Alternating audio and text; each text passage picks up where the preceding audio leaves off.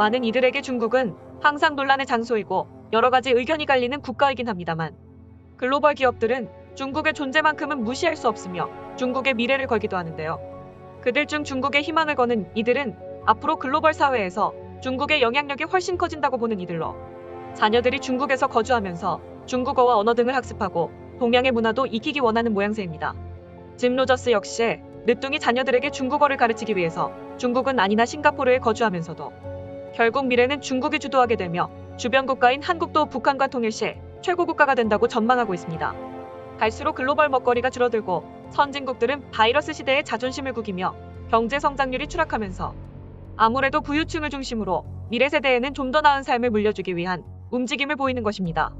그 가운데 중국이라는 선택지는 리스크가 상당함에도 경제 규모나 발전 가능성을 보고 베팅을 한 것이겠죠. 또한 중국을 탐탁지 않게 생각하더라도 글로벌 다국적 기업의 일원이나 많은 이들은 중국을 향할 수밖에 없습니다. 세계의 공장에 자신의 회사의 지사를 비롯해 생산 기반이 중국에 있기 때문에 어쩔 수 없이 중국에 가는 것입니다. 그러다 보니 중국의 국제학교는 상당히 발달했으며 아시아의 국제학교 중심이 되고 있었으며 중국은 뜻하지 않게 전 세계 인재들이 모여들면서 앞으로 더욱 발전하게 된다는 전망도 나왔습니다.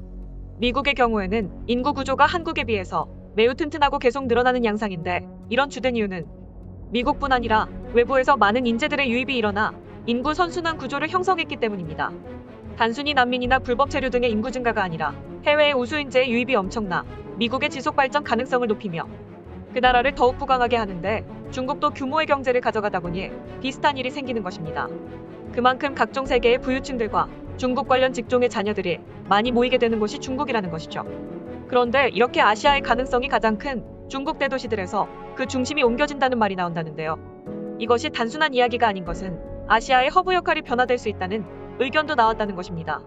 특히 가장 많이 언급되는 국가 중 하나는 다름 아닌 한국인데 최근 이런 일이 여러 분야에서 연쇄적으로 일어나고 있습니다. 현재 지금까지 중국에 몰려온 국제 인재들이 왜 중국이 아닌 한국 등의 국가를 급격하게 선택하는지 그 배경이 궁금한데요. 또한 결정적으로 최근 공개된 위성 데이터를 보면서 미국에서는 탄식하며 한국을 지명한 이유가 있었다고 말합니다. 실제 미국 최고의 기업들도 물론이고 국제기구까지 줄줄이 서울을 선택하며 중국을 놀라게 했다는데요. 미국과 영국 등 각종 기관과 매체 등의 반응과 중국 상황, 한국 등이 언급되는 배경을 살펴보겠습니다. 우선 가장 먼저 거론되는 이유로 최근 수년간 중국에서 분위기가 매우 심상치 않은 점이 거론되고 있습니다. 중국의 시진핑 국가주석의 장기화 집권이 강화되면서 유례없는 장면들이 연출되고 있는 모습인데요. 특히 현재 중국에 지금까지 많은 기업을 보내고 인재를 파견했던 미국과 서방연합의 움직임이 심상치 않습니다.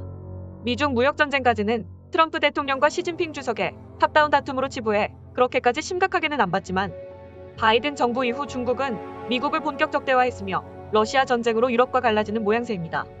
결국 중국이 이런 식으로 가다가 미국 최대의 업체인 애플 중국 폭스콘 공장 2군데를 폐쇄했는데요. 미국의 핵심 기업의 폭스콘은 매년 생산량을 타이트하게 가져가며 반드시 출하량을 맞춰야 하는 기업입니다만 중국의 해상 사진을 보면 컨테이너 선들이 제대로 물건을 못 내리고 상하이 주변에서 수백 대가 배회하는데 이는 중국의 바이러스 정책으로 인해서 전혀 물류가 진행이 안 되며 세계적인 물류 정체 현상이 등장한 것입니다.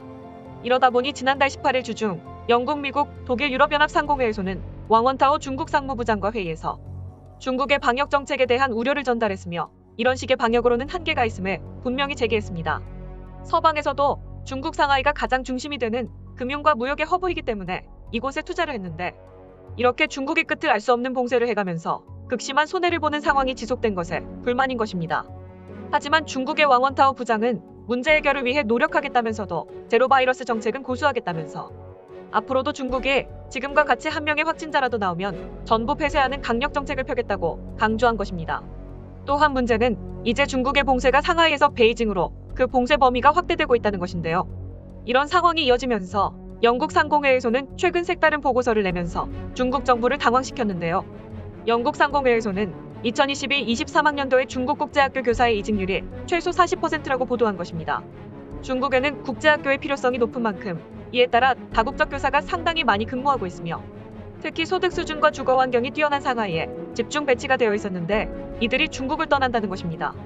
어차피 중국에 있어봤자 자주 봉쇄가 되며 특히 이번 상하이 봉쇄로 이들이 지속 가능성을 잃어버린 것입니다. 일부 학교는 바이러스 폐쇄 시 급여를 책임져 주지 않기도 하며 서방 출신의 교사들은 더욱 있을 이유가 없는 것입니다. 영국 상공회의소 스티븐 린치 이사는 이런 국면은 국제학교를 전멸시킬 것이라고 이야기했습니다.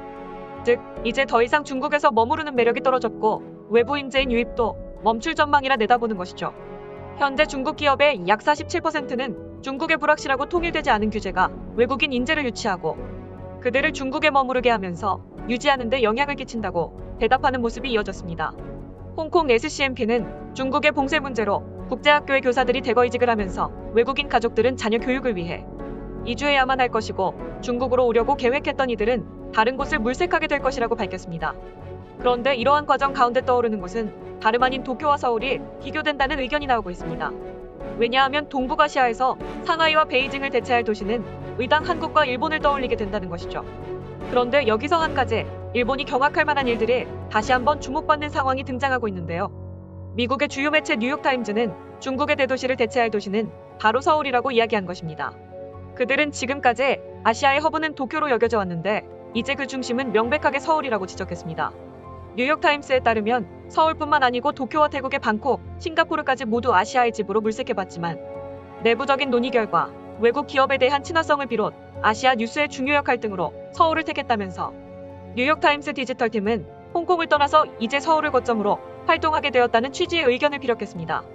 또한 국제경제기구인 세계은행은 한국을 아시아의 긴급의료 지원 국가로 지정하기도 했습니다. 당시 세계은행은 중국과 일본, 한국 세 곳을 최종 심사에 올렸으며 결국 한국이 최종 지정 국가가 됐습니다.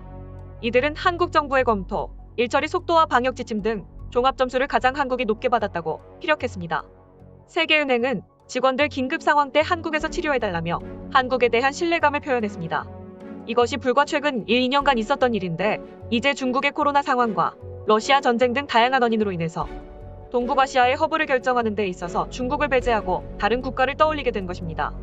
한 가지 이 과정 가운데 일본은 과거에 비해서 배제되는 비율이 급격하게 증가해 일본 언론은 의문을 표하는데요. 일매체 현대비즈니스 온라인 등은 최근 국제기구나 글로벌 주요 업체들이 도쿄와 서울 중에서 최종적으로 한국에 가는 경우가 많아진다며 그 이유를 영어 교육과 국가 개방성에 있는 것 같다는 추측을 덧붙였습니다. 또한 블룸버그는 최근 공개된 위성사진을 보며 중국 상하이에 컨테이너선이 진입을 못한다면서 아시아 물류허브를 가까운 한국 등으로 더욱 더 확충하는 방안을 고려해야 한다고 제시했습니다. 미국 CNN 방송은 중국 방역 정책으로 상하이와 홍콩이 국제도시의 매력을 잃고 있다고 전했습니다. 매일 전 세계 200개의 도시에서 1,100편의 여객기와 화물기가 홍콩에 들어왔지만 지난 5일 아시아 태평양 밖에서 출발해 홍콩에 도착한 항공기는 한 대에 불과했다는 것이죠. 반면 대조적으로 한국은 항공 슬롯을 늘려가고 있고 이제 대대적인 오픈을 시작할 준비로 분주합니다. 한국은 실제 최근 미국 매체 등에서 밤거리 등을 조명하며 엔데믹에 대한 기대감을 갖게 했습니다. 결국 입주하는 기업들과 관련된 가족들도 모두 중국에 거주하기 꺼릴 수밖에 없다는 의견이 나오며 동북아시아에서 가장 오픈되어 있고 교육하기 적합한 한국이 선택지가 될 수 있다는 의견이 나온 것입니다. 중국 내 유럽연합상공회의소 웨르그 부트케 소장은 바이러스 이후 중국 거주 유럽인이 절반으로 줄었다며 이번 학기가 끝나는 여름에는 또 다른 대규모의 이탈이 예상된다고 전망했습니다. 다양한 서방 매체는 서울과 싱가포르 등이 급부상하는 아시아의 대표 도시들이 되고 있다고 지적하면서 이들 도시들은 동시에 엔데믹으로 접어들었고 영어 교육과 개방성, 투명성을 갖춘 도시들이라고 언급했습니다. 이상 단군 뉴스였습니다. 오늘도 영상 시청해주셔서 감사드립니다.